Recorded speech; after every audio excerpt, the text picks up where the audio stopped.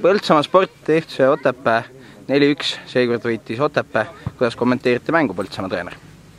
Ei, mäng oli tore. Täitsa hea mäng oli täna. Me jõudsime vähemalt joostudega täna võidu, et ilm oli hea ja suurt kuumust ei olnud, et Viht tegi õhu paremaks. Ainult, et 2 esimest oma väravat, siis läks ära ikka. Mis eesmärgid olete nüüd hooaja lõpus veel seadnud? Eesmärk oleks püsima jääda, ega suuremat eesmärki neil pole.